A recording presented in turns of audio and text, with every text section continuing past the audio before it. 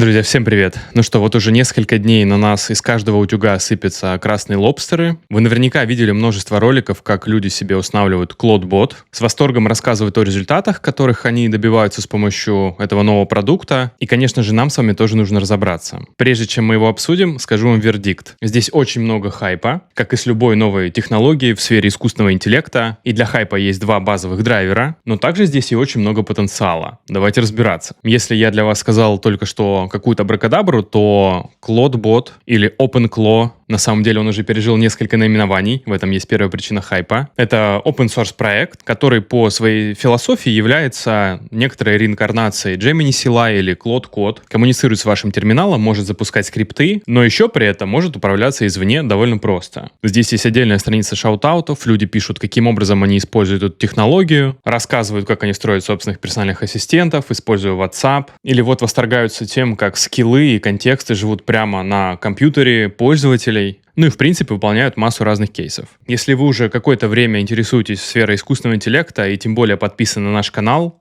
кстати, подписывайтесь там внизу, обязательно ставьте лайк этому видео, пишите какой-то комментарий, чтобы видео видело как можно больше людей. Ну, в общем и целом, у вас должен возникнуть логичный вопрос. Чем это концептуально отличается от коммуникации либо с облачной нейронкой, либо с нейронкой, которая живет в вашем командном интерфейсе, и которые, соответственно, имеют доступ к вашей файловой структуре, могут выполнять скрипты, читать файлы, создавать файлы, ну и все, что мы обычно обсуждаем на этом канале. Так вот, CloudBot, удивительно, он живет на вашей машине, он может управляться через любой чат, у него есть память, чтобы он запоминал контекст и историю коммуникации с вами, он может серчить в вебе, имеет доступ к вашей файловой системе и может запускать скиллы и плагины. Так что же, черт возьми, тут происходит? Почему это настолько популярно? Настолько популярно, что этот проект уже на GitHub набрал 130 тысяч звезд и, наверное, скоро перегонит даже N8N, к которому мы с вами явно относимся нежно. И более того, этот проект показывает хоки-стик, рост клюшкой по временному периоду и количеству звезд, которые он получил за этот период. То есть явно в этом что-то есть. Давайте разбираться, что же в этом есть. Как и с построением любого стартапа, если вы интересуетесь этой темой, всегда должен быть какой-то magic moment, который оставляет пользователей с вами, даже когда вы еще совсем маленькая начинающая компания. Как ни удивительно, magic moment'ом для этого продукта стала возможность интегрироваться с чат-интерфейсом, с WhatsApp, с Telegram, со Slack буквально за одно мгновение. Вы можете сказать, ну неужели это настолько важно? Оказывается, да, это настолько важно, и это привело к тому, что Claude Code или Gemini CLI, которые могут по своей функциональности делать примерно все то же самое, что и CloudBot. Но эти продукты в ментальном поле пользователей ассоциируются с технологиями для разработчиков. То есть вам нужны какие-то базовые хотя бы знания в технологиях, чтобы начать их использовать. Мы-то с вами знаем, что начать их использовать можно довольно просто, и разобраться в базовых принципах тоже довольно просто. Но OpenClaw стер эту границу, за одну команду разворачивается у вас в терминале и сразу предлагает начать им управлять через вашего Telegram-бота, чтобы вы всегда имели доступ к чату с вашим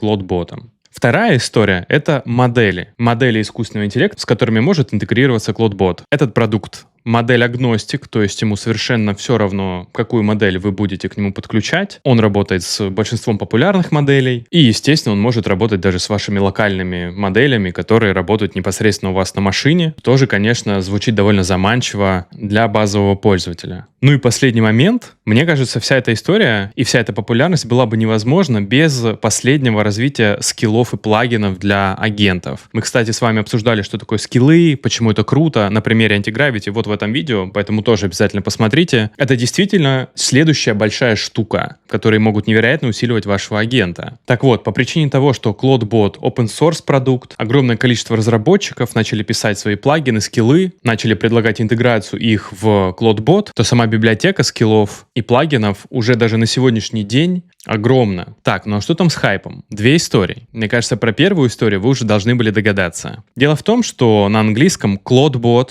и Claude Code пишутся совершенно по-разному, но произношение двух этих слов абсолютно идентично. Поэтому ребята из Anthropic, то есть это команда, которая строит, наверное, самую популярную на данный момент модель искусственного интеллекта Claude, не заставили себя долго ждать и пришли к разработчику CloudBot. Его зовут Питер. Этот человек ведет довольно популярный блог на Твиттере или X. И, конечно же, он начал освещать всю историю его конфликта с Anthropic у себя в Твиттере, что дало невероятный буст его аккаунта и продукта, который он делает. А теперь следите за руками. Итак, компания Anthropic присылает требование прекратить использование товарного знака Claude. Это вынуждает разработчика проекта провести ребрендинг и назвать его Moldbot. В Твиттере и на GitHub освобождается старый аккаунт CloudBot. То есть в какой-то момент эти юзернеймы становятся доступны для регистрации новым пользователям. Киберствотеры, мошенники тут же этим пользуются, регистрируют эти новые аккаунты и моментально запускают новый токен Claude. Естественно, пользуются этими аккаунтами, чтобы создать иллюзию связанности с реальным проектом CloudBot. И буквально моментально токен достигает капитализации $16 миллионов.